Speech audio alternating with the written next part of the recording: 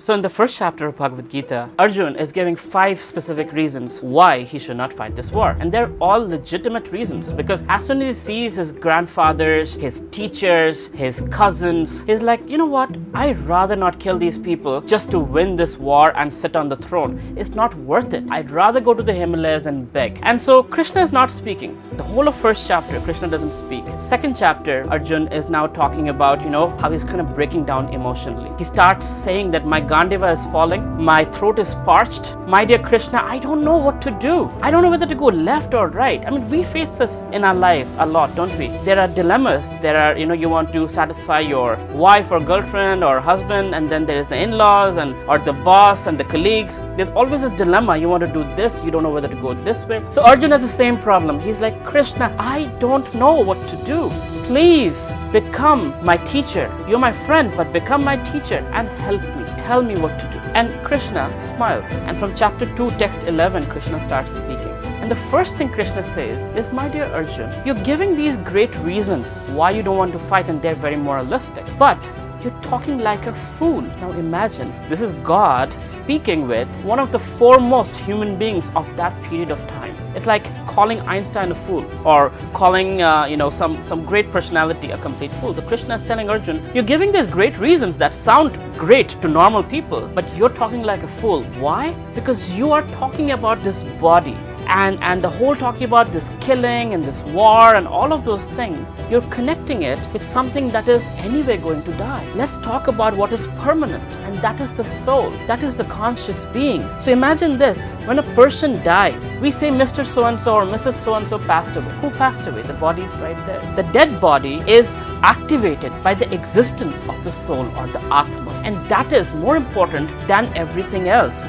That is temporary. This body is aging. It's going to grow. It's going to die. That's what Krishna says in Bhagavad Gita. He says that just like we change our clothes, right? Go home, you change into comfortable clothes. You go to office, you change into something more formal, etc., etc. You don't cry over the clothes. So similarly, we change our bodies, but the soul remains constant. The soul doesn't die. The soul cannot be burnt. It cannot be bruised. It cannot be touched. The soul is who we are. We are spiritual beings having a human experience.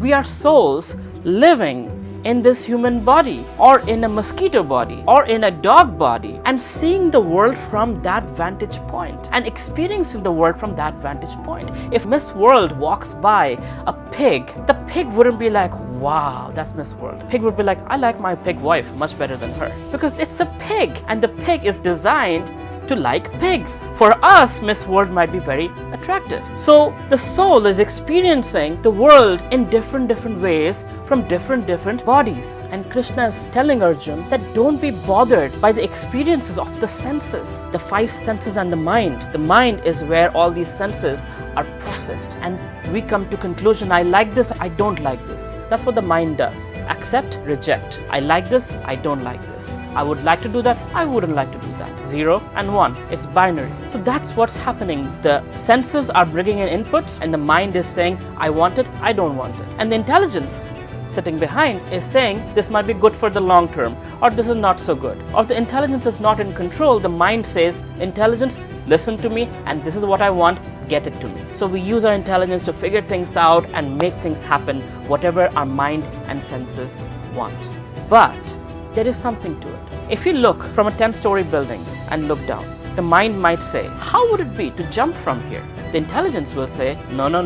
Remember the time you fell from the bed? That hurt. This might kill you, but don't do it. And you're like, okay. So there is this knowledge factor. The knowledge is telling the intelligence that if it hurt when you fell from bed, it will hurt more if you fall from this 10-story building. In fact, you could die. And you've seen news stories where people die by falling from buildings. So let's not do it. So mind says, okay, intelligence, I'll listen to you. Similarly, there are many instances in life where we try to gain access to knowledge and experience and then make a decision. But there are many times when we don't have access to reliable knowledge. And at that time, we just make a decision. We just make a choice randomly, whimsically. And sometimes it works, sometimes it doesn't. But the expectation is that there will be some happiness at the end of it. And that's what Krishna says in chapter 2, text 14. Matra sparshas kaunteya shita ushna sukha dukkha. That as soon as the senses come in contact with the sense objects, that means your eyes see something beautiful, your skin touches something it wants to touch. You'll hear something you want to hear. So as soon as senses come in contact with the sense objects, there is two possibilities that can happen. Either happiness or distress. Just like there is summer and winter. But after summer, we know winter comes. After winter, summer comes. And it's a cycle. So if you're happy now, you might be sad tomorrow. If you're sad now, happiness is coming. And Krishna is telling Arjuna, don't be bothered by it. This is how I've designed it. Dualities of nature. Expect it to happen and expect change to happen. But hold on to your relationship with me strongly, because that is not going to change. I will never leave you, and you, if you hold on to me, will never be influenced by this changing happiness and distress and happiness and distress. Accept, reject, accept, reject. I like this, I don't like this, etc., etc. These are all dualities. But what is happening when you are in Krishna consciousness? When you are in the path leading towards God, the path of yoga system. Yoga means to connect. When the conscious being here is connecting with the supreme conscious being in a relationship of loving service, you're not bothered by the changing things that are happening around you. In fact, you expect them because Krishna says so. So when something bad happens, you're like, okay, it's temporary, it's going to go away, let me just keep going because the next good thing is coming up. And when there is success and happiness and everybody is glorifying you, you're like, you know what, this will also go. And there will be some bad times, people will say bad things as well. But that's not what we do things for. We do it for the permanent reason. We do it to please Krishna. We do it because validation comes from God within us.